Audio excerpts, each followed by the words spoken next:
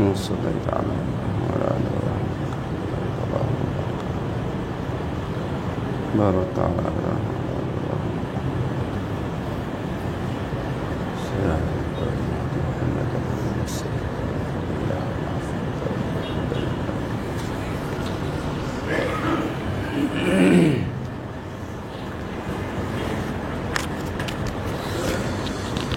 إن الحمد لله نحمده ونستعينه ونستغفره ونعوذ بالله من شرور أنفسنا ومن سيئات أعمالنا من يهده الله فلا مضل له ومن يضلل فلا هادي له وأشهد أن لا إله إلا الله وحده لا شريك له وأشهد أن محمدًا عبده ورسوله أما بعد فإن خير الحديث كتاب الله وخير الهدي هدي محمد صلى الله عليه وسلم وشر الأمور محدثاتها وكل محدثة بدعة وكل بدعة ضلالة وكل ضلالة في النار. أعوذ بالله من الشيطان الرجيم. بسم الله الرحمن الرحيم. يسألونك عن الأنفال قل الأنفال لله والرسول فاتقوا الله وأصلحوا ذات بينكم وأطيعوا الله ورسوله إن كنتم مؤمنين. إنما المؤمنون الذين إذا ذكر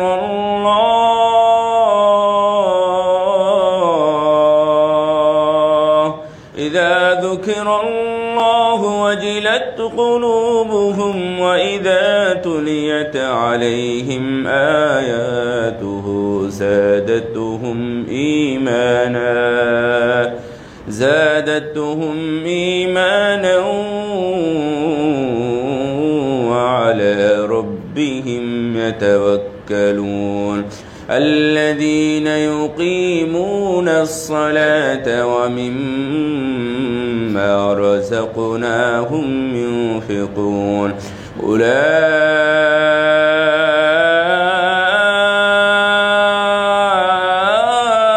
هم المؤمنون حقا لهم درجات عند ربهم ومغفرة ورزق كريم.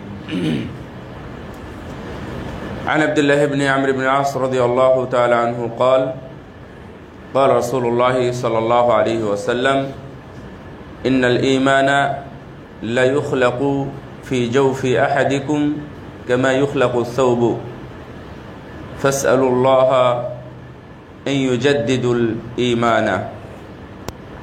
رواه الحاكم في المستدرك وصححه الشيخ الألباني رحمه الله. وعن عبد الله بن عمرو بن العاص رضي الله تعالى عنه قال يأتي على الناس زمان يجتمعون في المساجد فيصلون وليس فيهم مؤمن.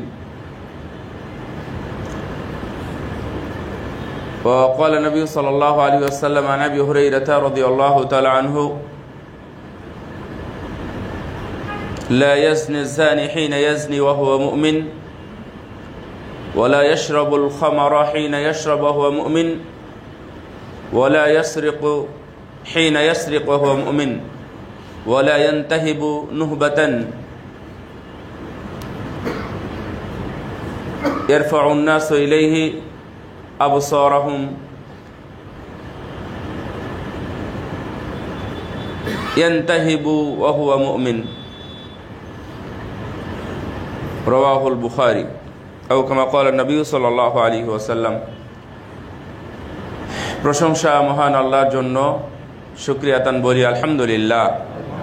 দরুদ ও শান্তির ধারা বর্ষিত হোক মুহাম্মদ রাসূলুল্লাহ সাল্লাল্লাহু আলাইহি ওয়াসাল্লামের প্রতি। আমি আজকে মূলত ঈমান নিয়ে কথা বলবো। আমরা তাজদীদুল ঈমান, সাবজেক্ট হলো তাজদীদুল ঈমান বা ঈমানের নবায়ন, ঈমানের নতুনত্ব, ঈমানকে আবার নতুনভাবে রূপ দেওয়া। আমাদের যে ঈমান এখন আছে, এই ঈমান দিয়ে আমাদের যত কিছু করা উচিত এত কিছু করতে পারি না। ঈমানের যে দাবি আমাদের কাছে অন্যের আছে, সেই দাবিও আমরা পূরণ করতে পারি না। যে ঈমান আমারই কোনো মুমিন ভাইদের দুঃখে দুঃখিত হওয়ার কথা, যে ঈমান অন্য কোনো বিপদে ছুটে চলার কথা, যে ঈমান আমাদের ঘুম থেকে জাগ্রত করার কথা, যে ঈমান শয়তান থেকে বা শয়তানের আনুগত্য প্রবৃত্তির আনুগত্য থেকে দূরে রাখার কথা, সেই ঈমান এখন আমাদের আর তেমন নাই। এজন্য আমি সহ মসজিদের মুসল্লি সবাই মিলে তাআলাউ, উমর ইবনে খাত্তাব রাদিয়াল্লাহু তাআলা আনহুর বক্তব্য। উমর রাদিয়াল্লাহু তাআলা আনহু সেই যুগে জান্নাতি মানুষ হয়ে জান্নাতি সাহাবীদের সামনে তার সঙ্গী সাথীদেরকে নিয়ে বলতেন, তাআলাউ নুমিনু সাআতান ইজলিসু বিনা নাজদাদু ঈমানান। আব্দুল্লাহ ইবনে আমর ইবনে আস-এর হাদিস। আবু কতাদা রাদিয়াল্লাহু তাআলা আনহু তিনি বলতেন, ইমশু বিনা নুমিনু সাআতান।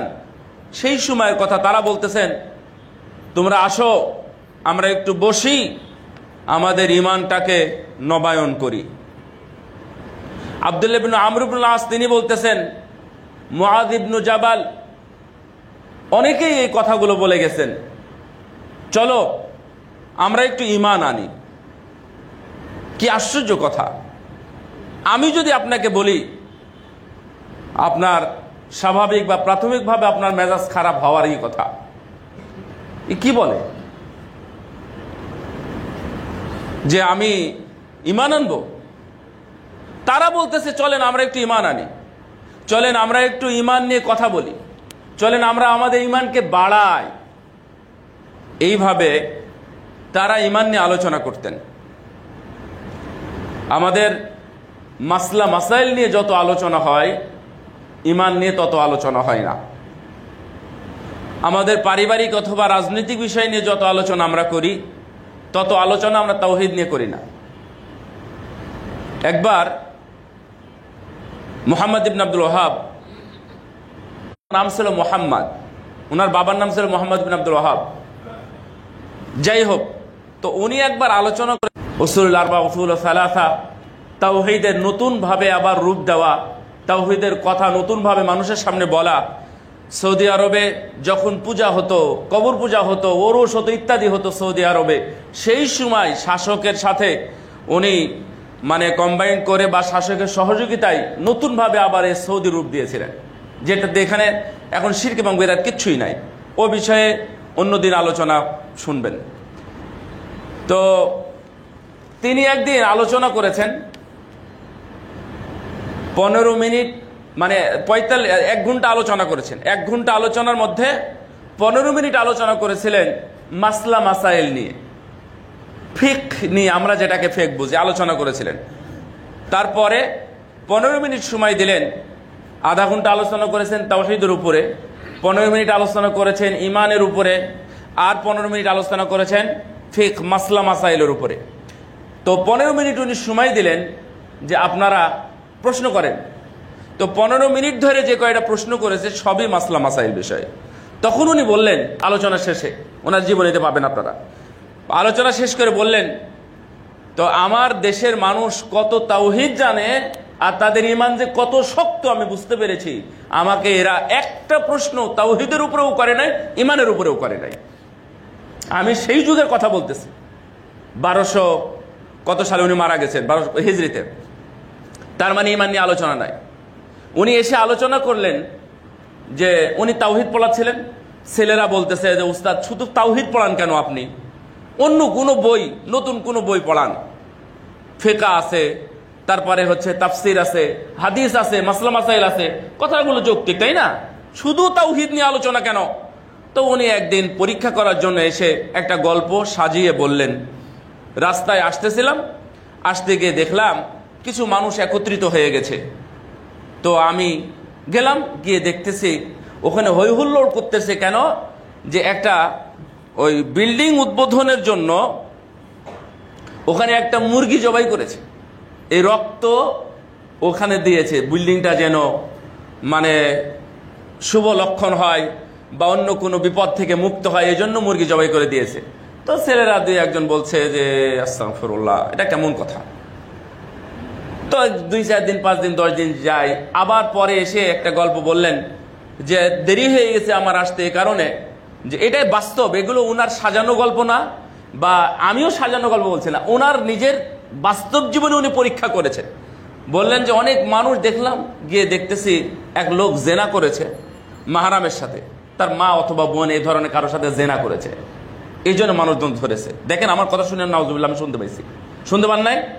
এই কথা শুনে ছাত্ররা তখন সবাই সমস্যার বলছে নাউজুবিল্লাহ, এটা কি উস্তাদ, তাদের বিচার হওয়া উচিত ইত্যাদি কথাগুলো বলতেছেন।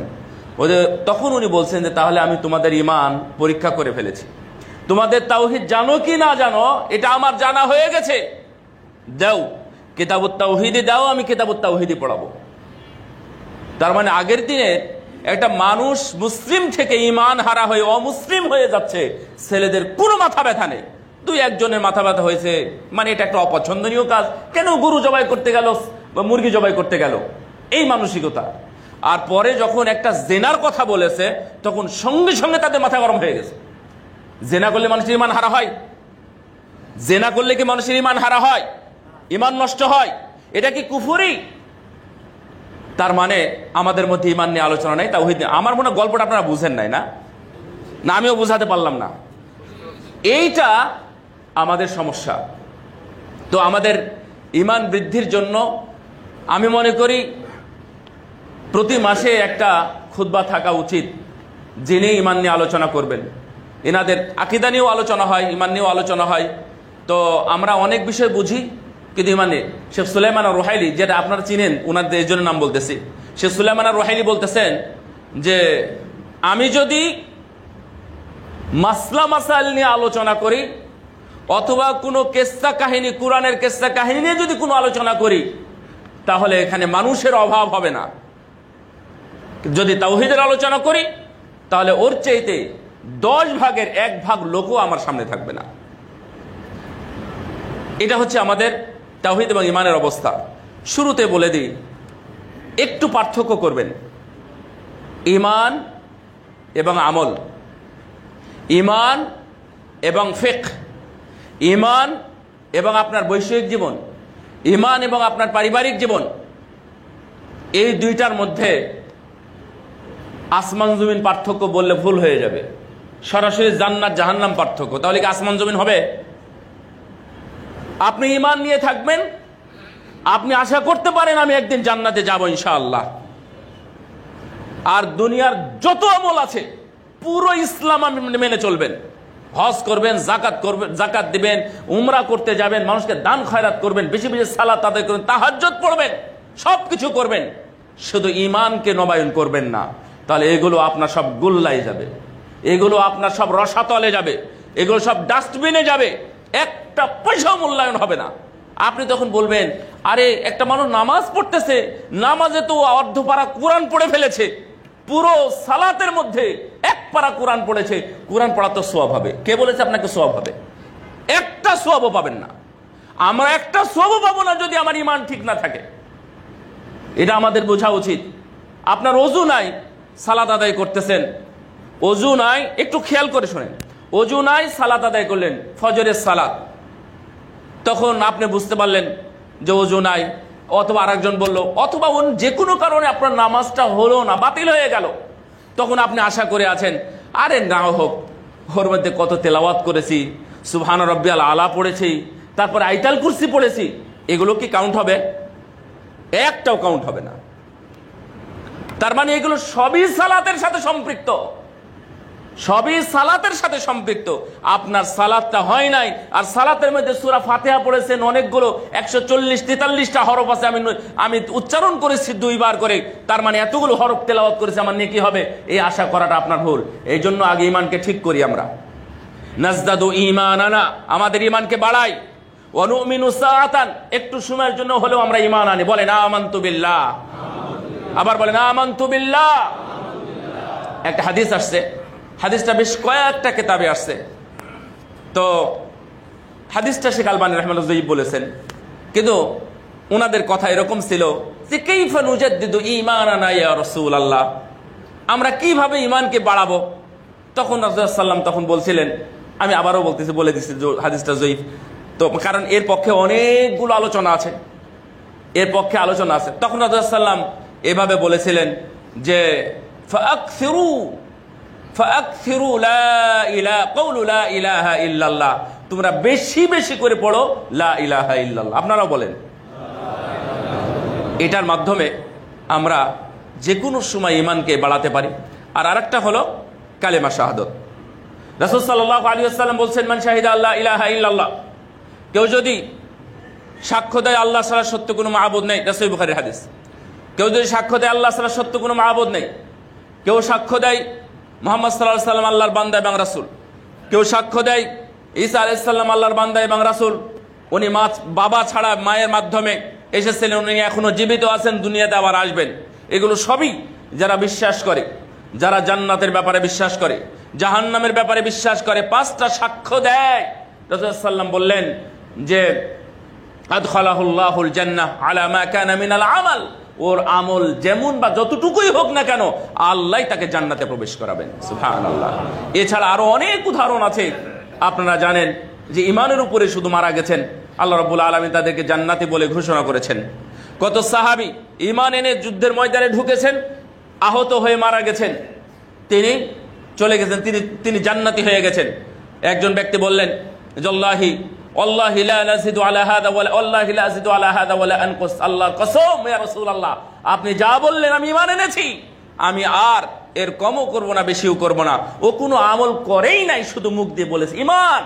উনি চলে যাচ্ছেন, আল্লাহর নবী বললেন, তোমরা যদি জান্নাতে দেখতে চাও, দুনিয়াতেই কোনো মানুষ জান্নাতি ব্যক্তি হেঁটে বেড়াচ্ছে, তাহলে এই লোকটার দিকে তাকাও। সুবহানাল্লাহ।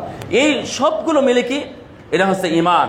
এজন্য আমাদের ঈমান বৃদ্ধি করার জন্য আমি কয়েকটি বিষয় আপনাদের সামনে উপস্থাপন করার চেষ্টা করতেছি। আল্লাহ রাব্বুল আলামিন যেন আমাদের সবারই ঈমানকে বৃদ্ধি করার তৌফিক দান করেন, আমিন।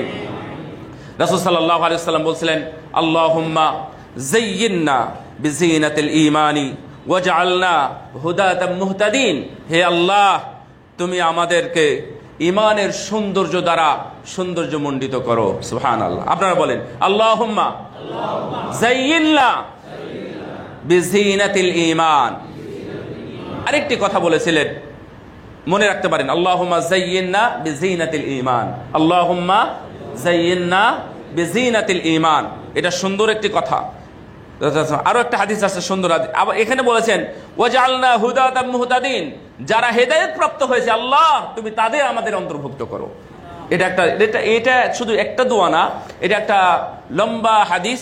লম্বা হাদিসের মধ্যে আম্মার ইবনে ইয়াসার রাদিয়াল্লাহু তাআলা আনহু নিয়ে এসে বললেন, আমি রাসূল সাল্লাল্লাহু আলাইহি ওয়াসাল্লামের কাছ থেকে শুনেছি উনি কি কি দোয়া করেছেন, শুনো তাহলে দোয়া। তাহলে লম্বা হাদিসের এটা হলো শেষ শব্দ, আল্লাহুম্মা যায়্যিননা বিজিনাতিল ঈমান, আল্লাহ তুমি আমাদের ঈমানের সৌন্দর্য দ্বারা সৌন্দর্য করো। বলেন তো ঈমানের চাইতে সুন্দর জিনিস আর কিছু হতে পারে? শেখ বিন বাজ রাহিমাহুল্লাহকে জিজ্ঞেস করা হয়েছিল যে আকবারু নি'মাতিন মিন নি'ামিল্লাহি মাদা, আপনি বলেন তো একটা মানুষের জন্য সবচেয়ে বড় নিয়ামতটা কি? তখন আমরা বলবো আমাদের চোখ, আমরা বলবো আমাদের 2 হাত এবং হাদিস অনুযায়ী আবার আমরা অনেকে বুঝে ফেলেছি যে আমাদের সুস্থতা এটা হলো সবচেয়ে বড় নিয়ামত। শেখ বিন বাজ রাহিমাহুল্লাহর চোখ নাই, উনি বলতেছেন, অন্ধ মানুষ, উনি বলতেছেন যে আকবারু নি'মাতুম মিন নি'ামিল্লাহি তাআলা আল ঈমানু ওয়াল হিদায়াতু ওয়াল ইসলাম। এটা হচ্ছে আমাদের সবচেয়ে বড় নিয়ামত। সুবহানাল্লাহ। আমরা বলি তো আলহামদুলিল্লাহ, বলেন আবার আলহামদুলিল্লাহ। কেন?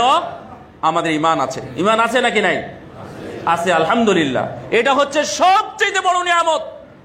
দুনিয়ার সবকিছু অর্জন করবেন, বাড়ি গাড়ি টাকা পয়সা ধন দৌলত সহ আপনার যা কিছু আছে দুনিয়ার সবকিছু অর্জন করবেন, ঈমান নাই, লাভ আছে? কোনো লাভ নেই। এই জন্য আমাদের প্রথম সৌন্দর্য হলো ঈমান। এই জন্য আপনারা মাঝে মাঝে এই দোয়াটা করবেন, ঈমান বাড়ে এবং কমে। তা তো জানেন না?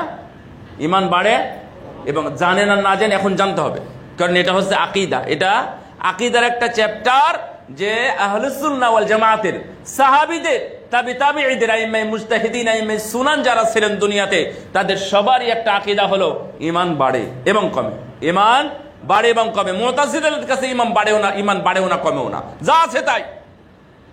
ঈমান যা আছে তাই তারা মনে করে, কিন্তু আল্লাহ বলেন ইন্নামাল মুমিনুনা আল্লাযীনা ইযা যুকিরাল্লাহু ওয়াজিলাত কুলুবুহুম ওয়া ইযা তুলিয়াত আলাইহিম আয়াতুহু যাদাতুহুম ঈমানা।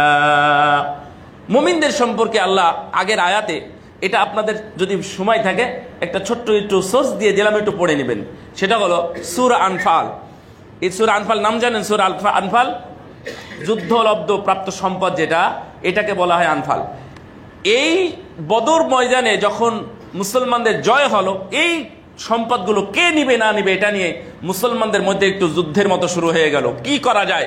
আল্লাহ আয়াত নাজিল করে বলে দিলেন, তোমাদের যুদ্ধ করার দরকার নাই, দ্বন্দ্ব ফাসাদ বাদ, এটা হলো তোমাদের কারোই না, এটা হলো আল্লাহ এবং তার রাসূলের সম্পদ। ও আসলিহু যাতা বাইনিকুম, তোমাদের মধ্যে এখন দ্বন্দ্ব ফাসাদ যা হয়েছিল ওটা মিটিয়ে নাও, সব পরস্পরে দ্বন্দ্ব বিভেদ বিদ্বেষ এগুলো ছেড়ে ফেলো। ও আতিউল্লাহ ওয়া রাসূলা, এবং আল্লাহ এবং তার রাসূল অনুসরণ করো। তারপরে ইন কুনতুম মুমিনিন, যদি তোমরা মুমিন হও। এই সূরা আনফালটা পুরোটা এই বিষয়ে আলোচনা আছে, কিন্তু এই আয়াতটা 2 নম্বর আয়াতটা আল্লাহ বলছেন মুমিন তারাই যখন তাদের সামনে আল্লাহর আলোচনা করা হয়, আল্লাহকে স্মরণ করা হয়, তখন তাদের অন্তরটা ভয়ে কেঁপে ওঠে, তারা ভীত সন্ত্রস্ত হয়। আল্লাহর কথা যখন বলা হয়, জান্নাতের কথা যখন বলা হয়, জাহান্নামের কথা যখন বলা হয়, তখন তাদের ভিতরে ভয় লাগে। এবং যখন তাদের সামনে কোরআনের আয়াত তেলাওয়াত করা হয়, যাদাতুহুম ঈমানা, তখন তাদের ঈমান বৃদ্ধি পায়। সুবহানাল্লাহ।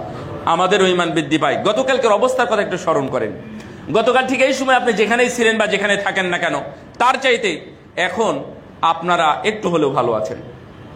আল্লাহকে ভয় করছি আমরা, এবং আমরা এই তেলাওয়াত শুনি বা শুনতেছি বা পড়তেছি। অনেকে সূরা কাহাফ পড়ে শেষ করেছেন, আলহামদুলিল্লাহ। তাহলে গতকালকের চাইতে আমরা আজকের এই মুহূর্তটা কি ভালো নাই? তার মানে ঈমান বৃদ্ধি পায়। এটাই ভালো থাকা, মুমিনদের এটাই ভালো থাকা। ঈমানের ভালোটা হচ্ছে ভালো, না হলে আমলের ভালোটা ভালো নয়। কারণ আমল, দুনিয়াতে সব আমল করার পরেও ঈমান না থাকলে কোনো কাজ হয় না, আর একটু ঈমান আনলে সেটাতে যথেষ্ট। সেজন্য বলছেন এসো একটু সময়, নুমিনু সাআতান, অল্প একটু সময় নিয়ে আমরা ঈমান নিয়ে আলোচনা করি, অল্প একটু সময় আমরা ঈমান আনি, ঈমান নাই। এই জন্য তারা তাজদীদুল ঈমান তারা বারবার করতেন। আব্দুল্লাহ ইবনে আমর ইবনে আস রাদিয়াল্লাহু তাআলা আনহু উনি বলতেছেন যে রাসূল সাল্লাল্লাহু আলাইহি ওয়াসাল্লাম বলেছেন ইন্নাল ঈমানা লা ইখলাকু ফি জাওফি আহাদিকুম। শোনো, ঈমান তোমাদের ভিতরে তৈরি হয়। ঈমান তোমাদের ভিতরে তৈরি হয় কিভাবে? যেমন ফ্যাক্টরির মধ্যে কাপড় তৈরি হয়। ফ্যাক্টরির মধ্যে এমনি অনেক কিছু থাকে, কিন্তু কাপড় নাই, তো ফ্যাক্টরির মধ্যে দেওয়ার পরে সেই কাপড়টা তৈরি হয়। তা আমাদের মধ্যে অনেক কিছু আছে যে আমরা হয়তো সালাত আদায় করলাম, সিয়াম পালন করলাম, জিকির করলাম, কোরআন তেলাওয়াত করলাম, মানুষকে সালাম দিলাম, মানুষকে আল্লাহর জন্য কাউকে মহাব্বত করলাম, এগুলো সব ভিতরে একত্রিত হয়। একত্রিত হয়ে আমল, ঈমান, বিশ্বাস, মহাব্বত, ভালোবাসা ইত্যাদির মাধ্যমে ঈমানটা আমাদের ভিতরে তৈরি হয়। কামা ইউখলাকুস সাওবু, যেমন ভাবে কাপড় তৈরি হয়, অনুরূপভাবে তোমাদের ভিতরে ভিতরে ঈমানও তৈরি হয়। আল্লাহ নবী তখন বলতেছেন ফাসআলুল্লাহ তাআলা আইয়ুজাদ্দিদাল ঈমানা ফি কুলুবিকুম, তোমরা আল্লাহর কাছে চাও, হে আল্লাহ তুমি আমাদের ঈমানকে বৃদ্ধি করে দাও। আপনিও চান আল্লাহর কাছে আল্লাহ যেন আমাদের ঈমান সবার ঈমানকে বৃদ্ধি করে দেন। রাসূলুল্লাহ সাল্লাল্লাহু আলাইহি ওয়াসাল্লাম ঈমান বৃদ্ধির জন্য কি করতেন দেখেন। প্রথমত দোয়া করতেন। রাসূলুল্লাহ সাল্লাল্লাহু আলাইহি ওয়াসাল্লামের আলোচনা, তার আমলে এবং তার জিন্দেগিতে বিভিন্নভাবে কিভাবে ঈমান বৃদ্ধি করা যায়, ঈমানের উপরে থাকা যায়, এর নির্যাস মুহাদ্দিসগণ বিভিন্নভাবে বের করেছেন। আমি ওই নির্যাসটা কিছুটা আপনাদের সামনে দেওয়ার চেষ্টা করবো ইনশাআল্লাহ। কিন্তু রাসূল সাল্লাল্লাহু আলাইহি ওয়াসাল্লাম শুধু আমল করতেন না, একটা দোয়া আপনারা পড়েন, আমি জানি এই দোয়াটা কেন পড়তেন আপনি খুঁজে পাবেন না। রাসূল সাল্লাল্লাহু আলাইহি ওয়াসাল্লাম বলতেন, ইয়া মুকাল্লিবাল কুলুব সাব্বিত কলবি আলা দীনিক। এই দোয়ার অর্থ জানেন আপনারা? এই দোয়ার অর্থ জানলে আপনার মানেই হবে না, বুঝবেনই না যে আল্লাহর নবী কেন পড়তেন। রাসূলুল্লাহ সাল্লাল্লাহু আলাইহি ওয়াসাল্লাম বলতেন, হে অন্তরের পরিবর্তনকারী, আত্মার পরিবর্তনকারী আল্লাহ, তুমি আমার কলবকে, তুমি আমার অন্তরকে দ্বীনের উপরে অটুট রাখো।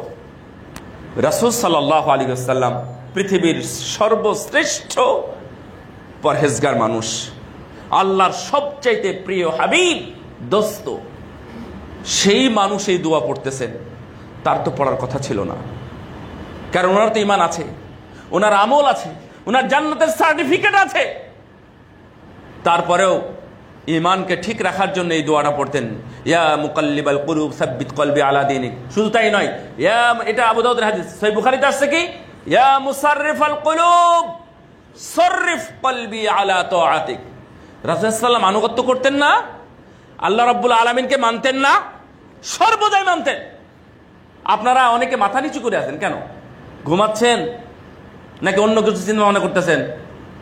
রাসূলুল্লাহ সাল্লাল্লাহু আলাইহি ওয়াসাল্লাম বলতেন, ইয়া মুসাররিফাল কুলুব সররিফ কলবি আলা তাআতিক।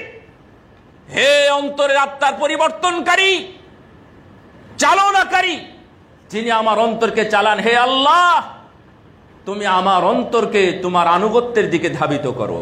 সুবহানাল্লাহ। রাসূল লিয়াগফির লাকাল্লাহু মা তাকদ্দামা মিন যামবিকা ওয়া মা তাআখার, তিনি এই দোয়া পড়তেন বেশি বেশি, এবং হাদিসে আসছে কানা মিন আকসারি দুআইহি, এই দোয়াগুলো রাসূল সাল্লাল্লাহু আলাইহি ওয়াসাল্লাম বেশি বেশি করে পড়তেন।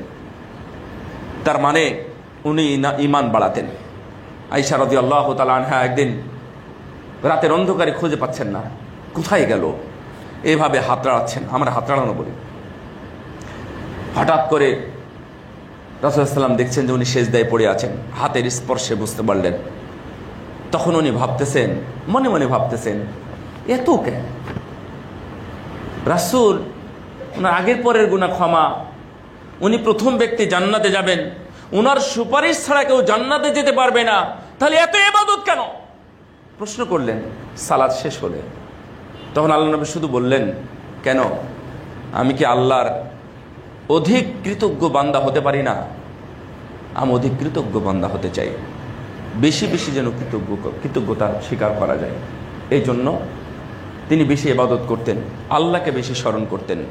আলা বিযিকরিল্লাহ তাতমাইন্নুল কুলুব, যদি আল্লাহকে বেশি স্মরণ করা হয় তাহলে মানুষের অন্তরটা স্থির হয়, মানুষের অন্তরটা প্রশান্ত হয়, আল্লাহর দিকে ধাবিত হয়। আলা বিযিকরিল্লাহ তাতমাইন্নুল কুলুব, আল্লাহর জিকির, আল্লাহর স্মরণটাই মানুষের অন্তরটাকে বেশি ধাবিত করে আল্লাহর দিকে। এই জন্যই আল্লাহকে বেশি বেশি স্মরণ করার চেষ্টা করবেন। রাসূল সাল্লাল্লাহু আলাইহি ওয়াসাল্লামের একজন সাহাবী তিনিও বলছেন, ইয়াতি আলান নাসি জামানুন, একটা যুগ আসবে, একটা সময় আসবে, মানুষ মসজিদে আসবে, একত্রিত হবে এবং সালাত আদায় করবে, একসাথে সালাত আদায় করবে, জামাতের সাথে সালাত আদায় করবে, মসজিদ ভর্তি হয়ে যাবে। শেষে উনি বলতেছেন, ওয়ালাইসা ফীহিম মুমিন, আমি দেখব তাদের মধ্যে একজনও ঈমানদার নাই। নাউযু বিল্লাহি মিন যালিক। আজকে আপনি চলে যান শাহজালালের মাজারে, চলে যান, গিয়ে দেখবেন মসজিদ ভর্তি মুসল্লি আছে। আপনি চলে যান অলংকারে, বিশাল বড় মসজিদ চট্টগ্রামের, সেখানে হাজার হাজার মুসল্লি, জায়গা নাই। দেখবেন যে ওদের মধ্যে ঈমান নাই। না, ঈমান নাই বলতে এটা তো আমি বলে দিচ্ছি, আপনারা মনে করবেন না যে ওদের ঈমান আছে কিনা আছে আমি খবর রাখি। ওখানে সালাত আদায় করতে আল্লাহর নবী নিষেধ করেছেন। ওখানে সালাত আদায় করলে কবরের সাথে সম্পৃক্ত হয়ে যাবে, এটা আমরা তো জানি এবং বুঝি। তারপরেও আপনি শাহজালালের মাজারে গেলেন কেন? ওখানে সালাত আদায় করতে গেলেন কেন? নাকি ওটা জানেন না? জানি না এই কথা আল্লাহর কাছে গ্রহণযোগ্য না, এটা মনে রাখবেন। জানি না এ কথা আল্লাহর কাছে গ্রহণযোগ্য না। আর কতদিন বলবেন যে আমি জানি না?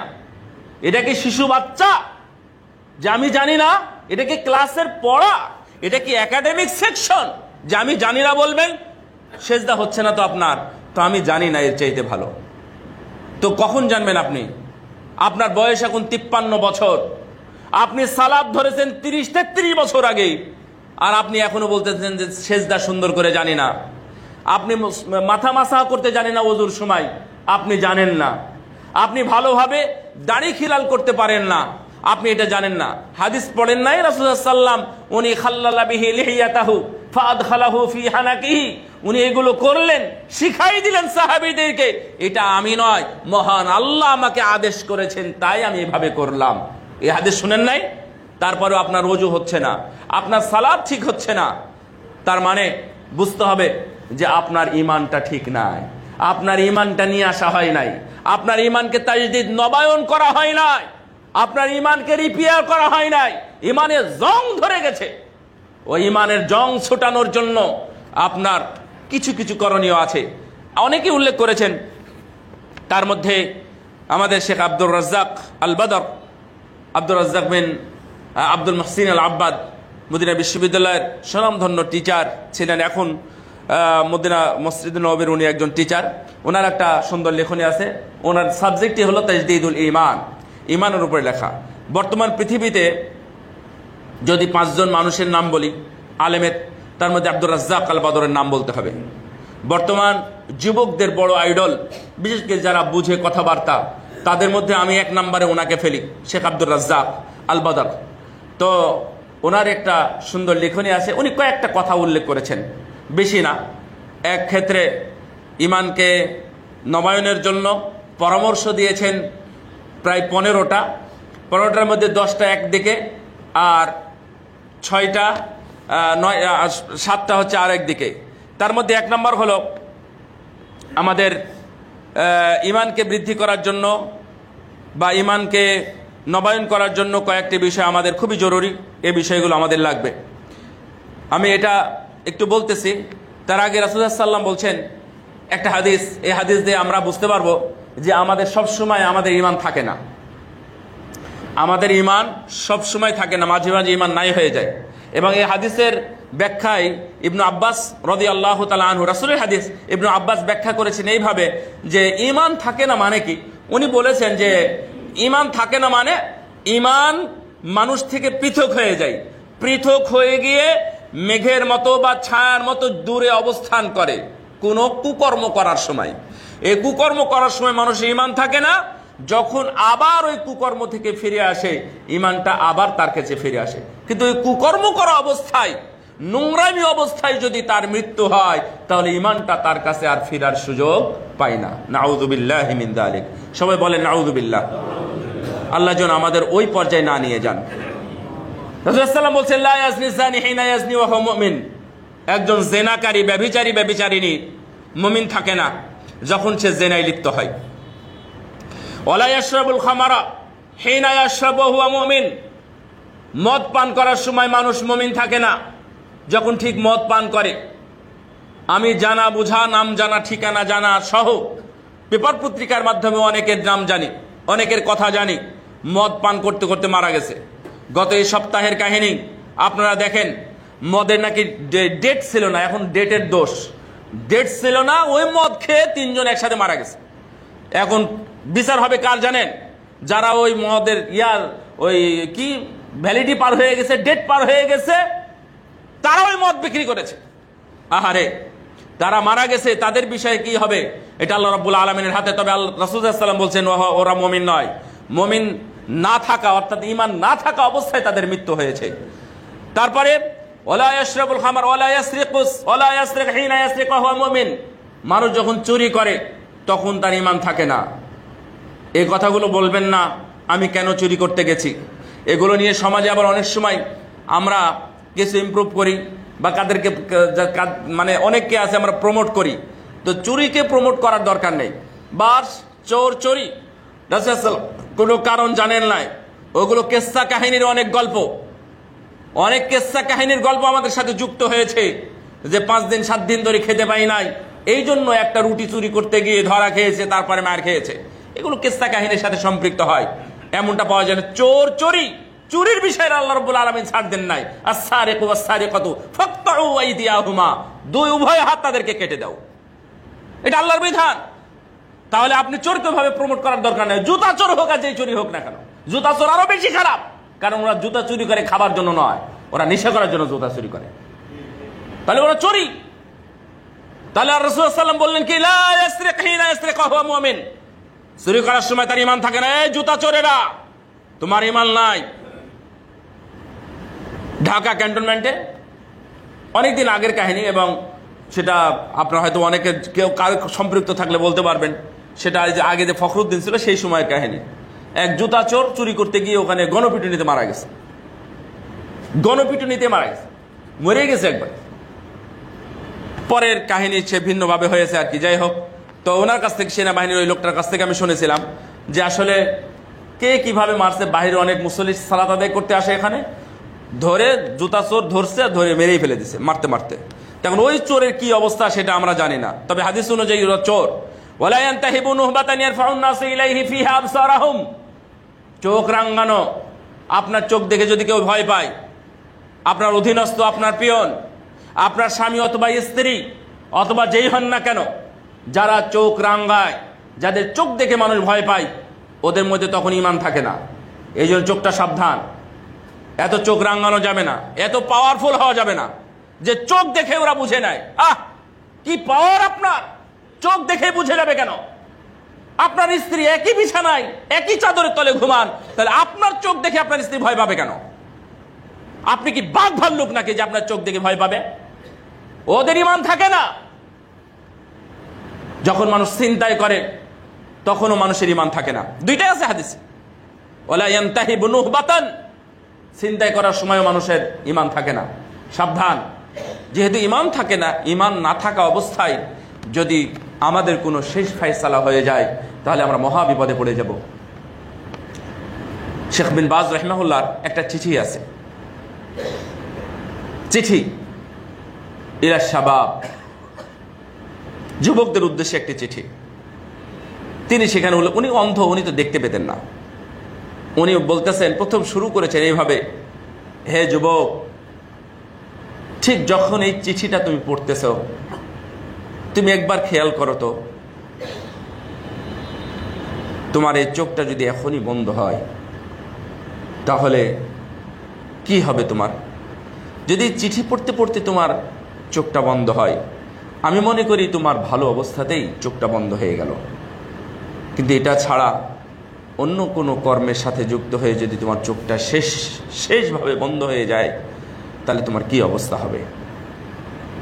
আমরা সবাই এই বিষয়টা নিয়ে ভাবব, কারণ তখন মানুষের ঈমান থাকে না। ভাইরা আমার, তাহলে আমাদের কর্মসূচি হলো কয়েকটি বিষয়। আমাদের ঈমান বৃদ্ধি করার জন্য 1 নম্বর পদ্ধতি উনি বলেছেন, তাআল্লুমুল ইলমান নাফি, উপকারী বিদ্যা অর্জন করা। আমরা তো আর মাদ্রাসায় পড়ি না, আমাদের মক্তবে যাওয়ার তো বয়স নাই, সুতরাং আমরা ইলম অর্জন করব কিভাবে?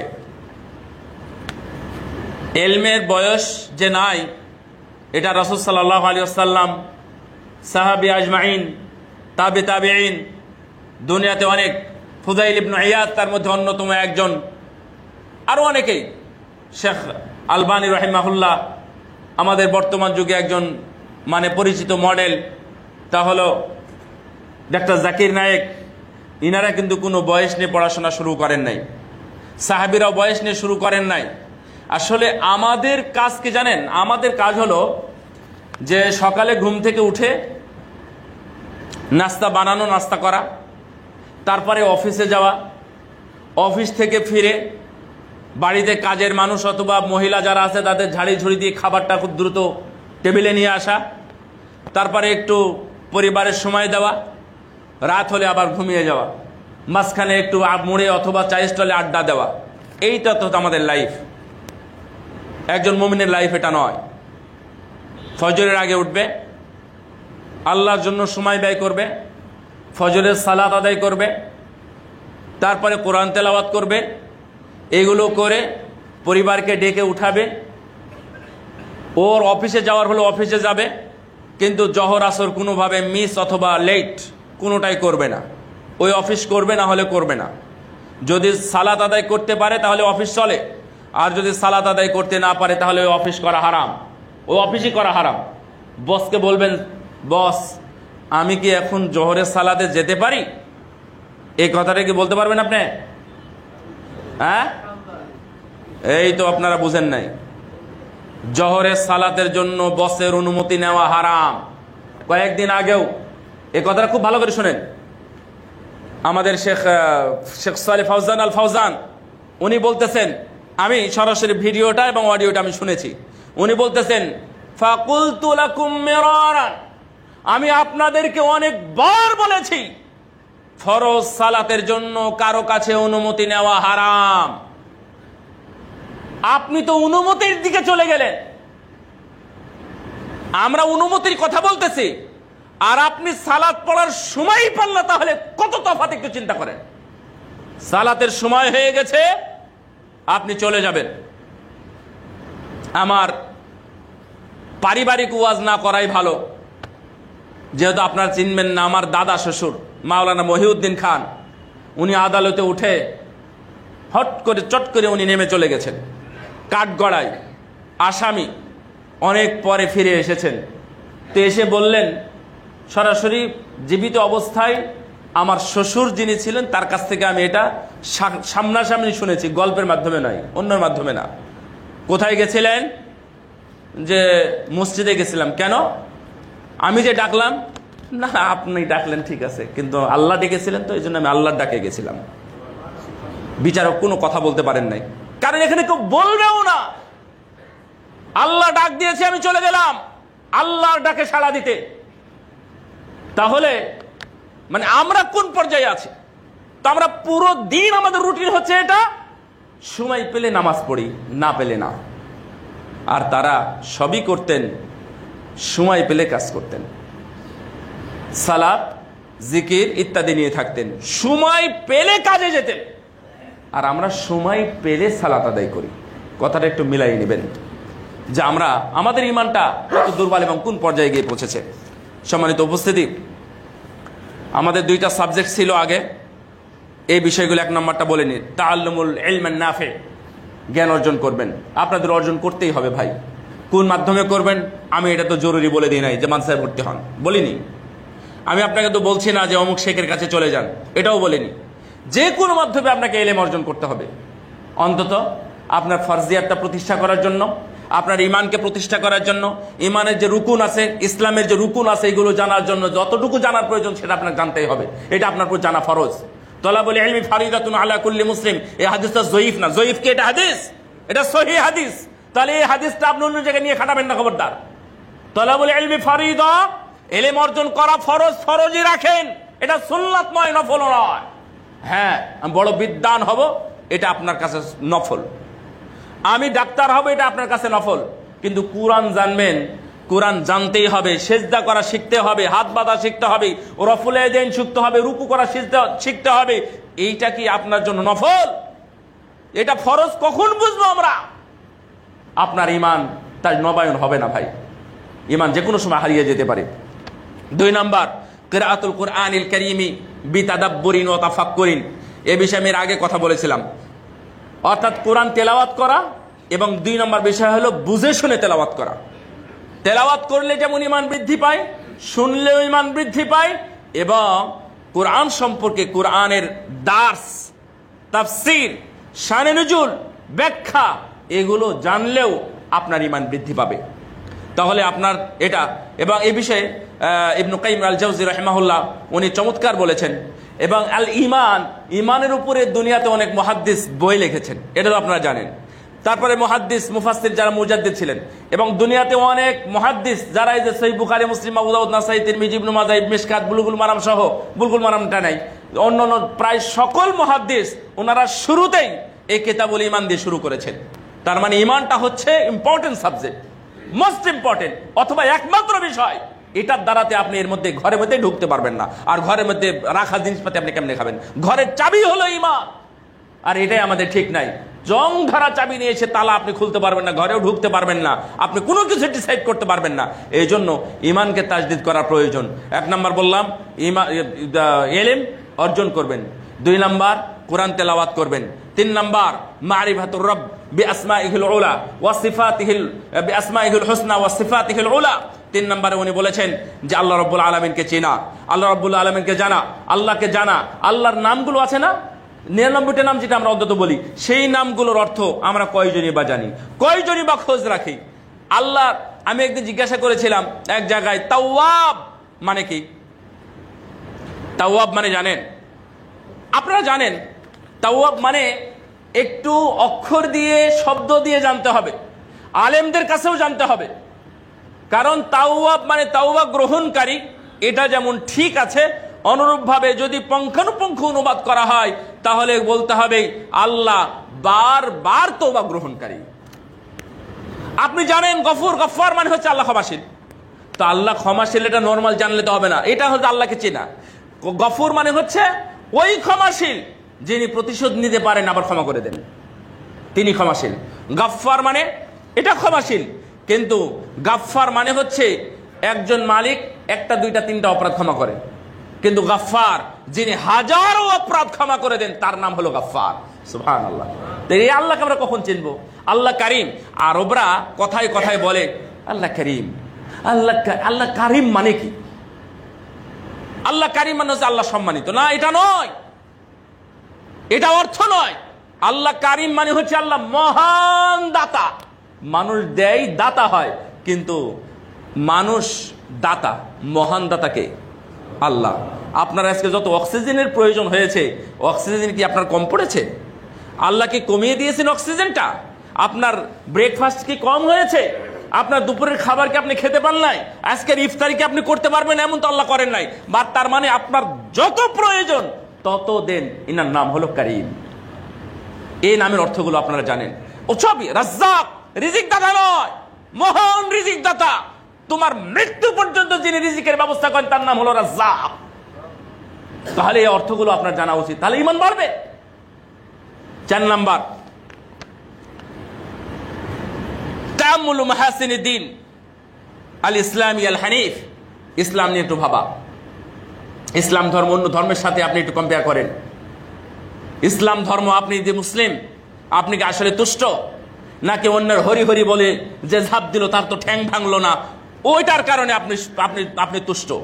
আপনি কি ইসলাম ধর্ম নিয়ে তুষ্ট? আপনি আল্লাহকে নিয়ে তুষ্ট? আপনি কি আল্লাহকে চিনেন, বুঝেন? এই বিষয়ে আপনি ভাবেন। আল্লাহর আয়াত, আল্লাহর নিদর্শন যেগুলো আছে সেগুলো নিয়ে আপনি ভাবেন। আফালা ইয়ানজুরুনা ইলাল ইবিলি কাইফা খুলিকাত। আল্লাহ বলতেছেন, এটা আল্লাহর কথা, রাসূলের কথা নয়। আল্লাহ বলতেছেন এরা কেন তাকায় না, এরা দেখে না কেন উটকে আমি কিভাবে তৈরি করেছি, কিভাবে তাকে তৈরি করা হয়েছে। ওয়াইলাস সামাই কাইফা রুফিআত। এই খুঁটিহীন বিশাল আসমানকে কিভাবে উপরে উঠানো হলো। সুবহানাল্লাহ। আমাদের কোনো ভাবনা নাই।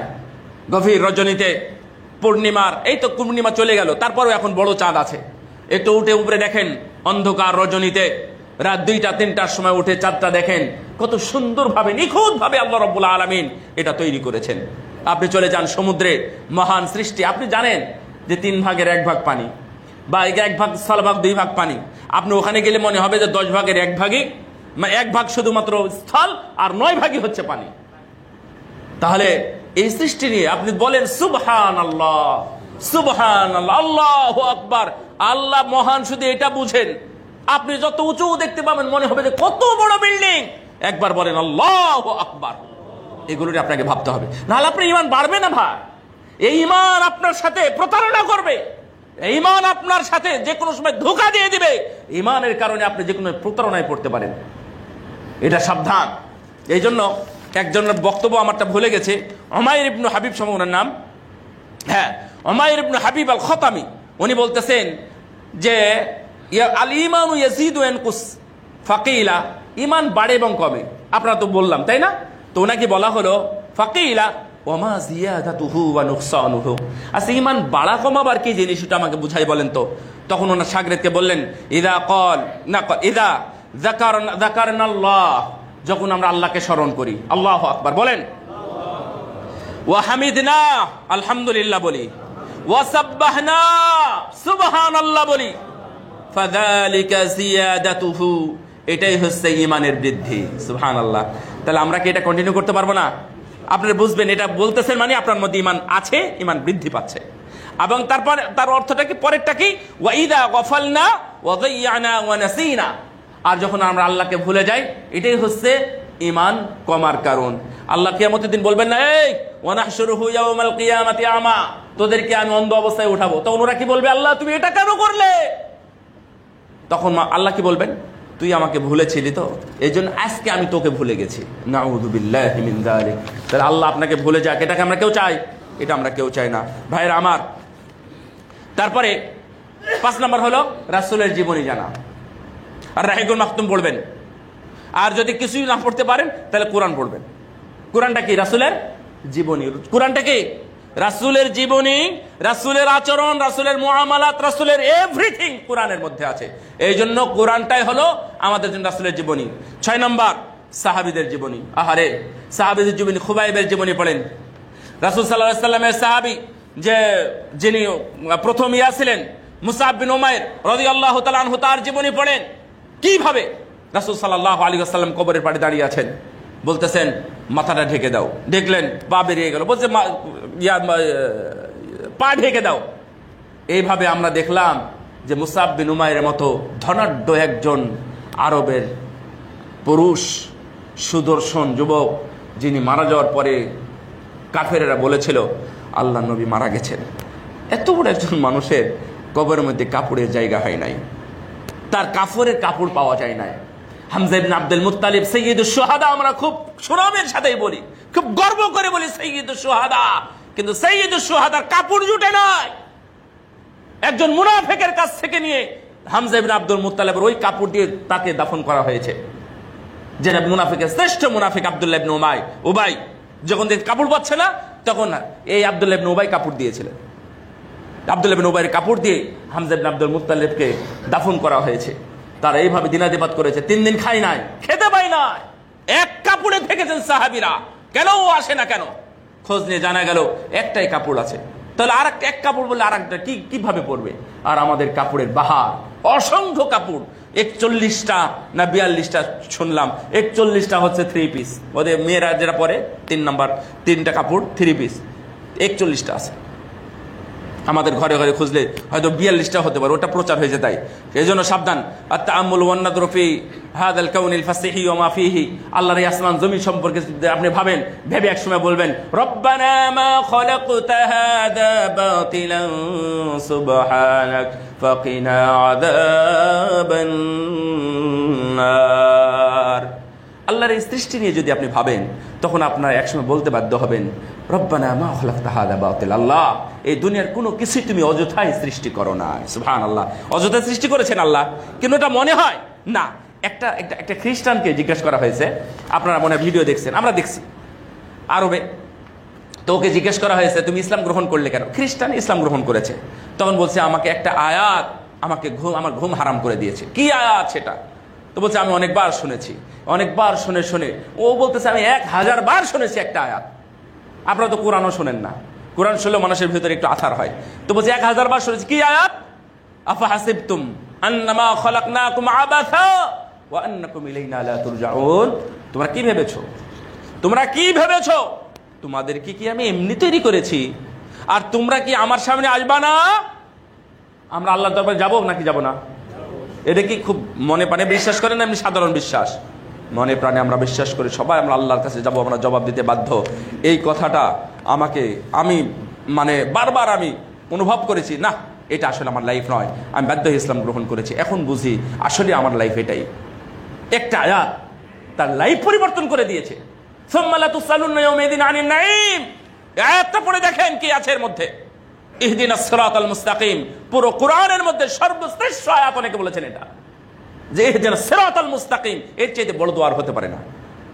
হেদায়েত ভাইরা আমার, এটা নিয়ে আমাদের একটু ভাবতে হবে, দেখতে হবে। তারপরে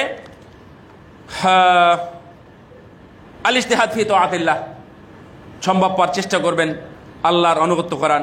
তারপর আল মুহাফাযাতু আলা আওয়ামিরিহি ওয়া হিফযিল আওকাতি ওয়া তাআত ফি তাআতিহি, সময়ের মানে সুযোগ নেওয়া বা সময়কে ইউজফুল করা, টাইম ইউজফুল করা, মানে সময়কে কাজে লাগানো।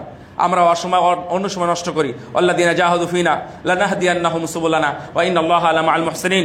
আল্লাহ বলছেন যারা খাটনি করে, যারা চেষ্টা করে, অবশ্যই আমি তাদেরকে হেদায়েত দেব, আমি তাদেরকে অবশ্যই পথ দেব।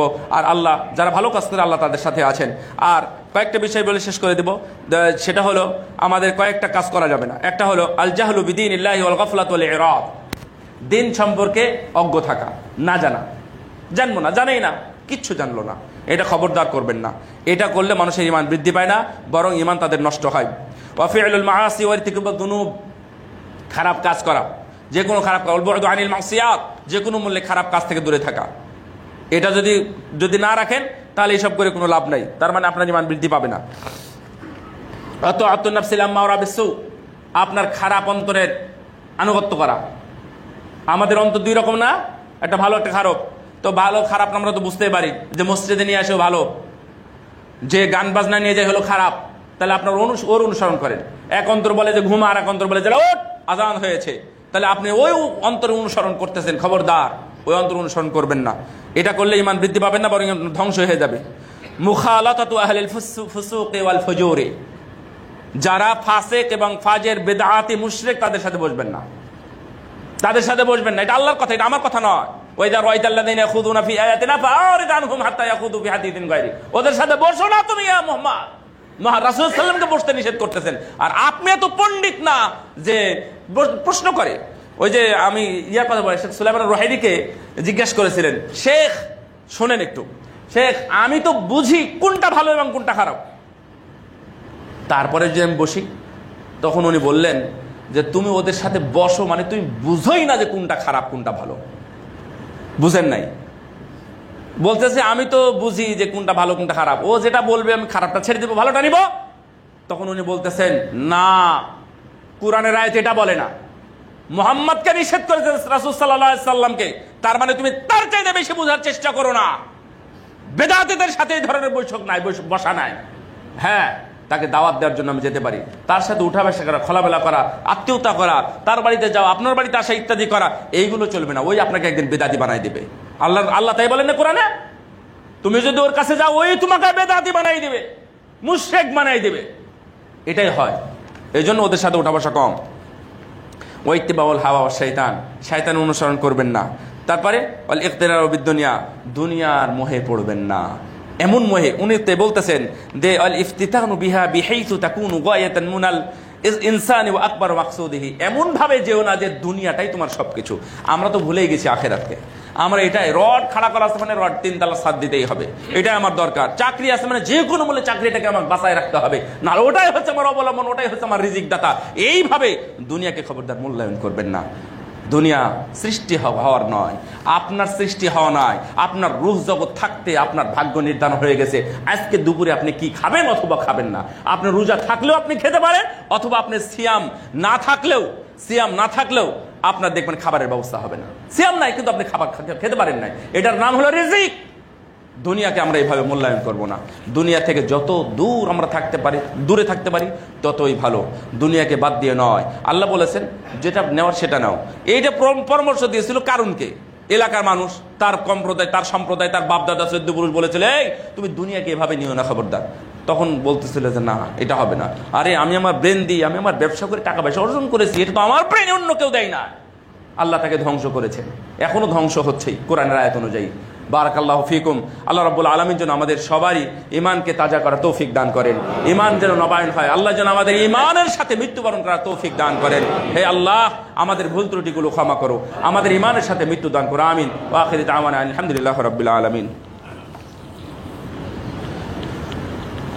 আলহামদুলিল্লাহ ওয়াসসালাতু ওয়াসসালামু আলা রাসূলিল্লাহ আল্লাহুম্মা সাল্লি আলা মুহাম্মাদ ওয়া আলা আলি মুহাম্মাদ কামা সাল্লাইতা আলা ইব্রাহিম ওয়া আলা আলি ইব্রাহিম ইন্নাকা হামিদুম মাজিদ আল্লাহুম্মা বারিক আলা মুহাম্মাদ ওয়া আলা আলি মুহাম্মাদ কামা বারাকতা আলা ইব্রাহিম ওয়া আলা আলি ইব্রাহিম ইন্নাকা হামিদুম মাজিদ। 2 মিনিটের দুইটা কথা। এক, সেটা হলো মসজিদ ভাঙ্গার ইতিহাস। এটা আপনারা জানেন, দেখেছেন, দেখতেছেন। প্রথম কথা হচ্ছে, খুব খারাপ কথা, এটা মুসলমানদের ইতিহাসে মসজিদ ভাঙ্গা নাই, ইতিহাস প্রমাণ করে না। সাহাবীদের যুগ থেকে নিয়ে পর্যন্ত বা ইব্রাহিম আলাইহিস সালামের যুগ থেকে নিয়ে পর্যন্ত মুসলমানেরা কোনোদিন মসজিদ ভাঙ্গে না। এই জন্যই মসজিদ ভেঙ্গে আমরা তাদেরকে এখনো ভাই বলি, অন্য কিছু বলি না। মসজিদ ভেঙ্গে অন্য কিছুর পরিচয় নিজের গায়ে মাখবেন না। মসজিদ তো, মসজিদ ভাঙবেন কেন?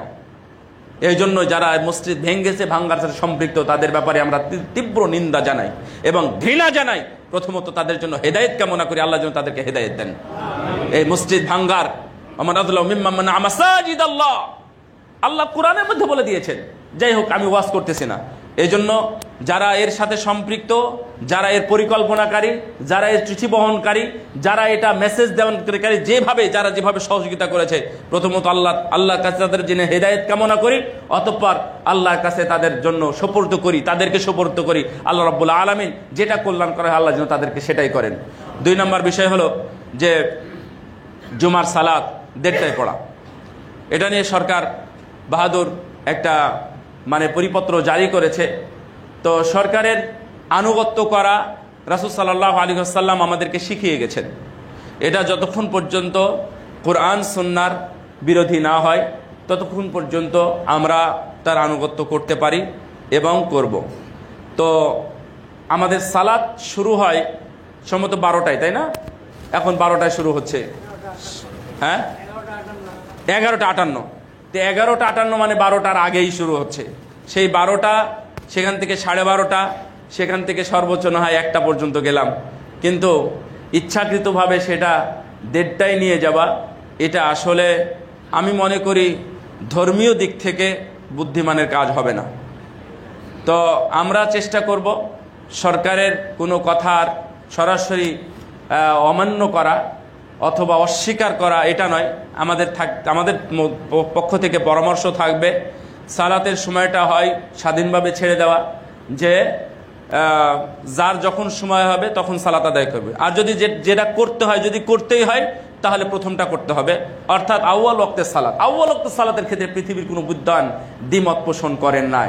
এই ক্ষেত্রে আউয়াল ওয়াক্তে হোক, আগে হোক, সেই সময়টা যদি নির্ধারণ করে দেয় তাহলে সেটা ভালো।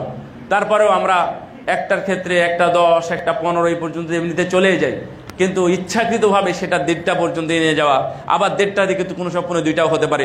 আশেপাশের মসজিদে আমি নিজেই তো দেখেছি 1:45টায় সালাত শেষ হয়, সালাত পরে শেষ হয় না, 1:45টায় সালাত শুরু করে।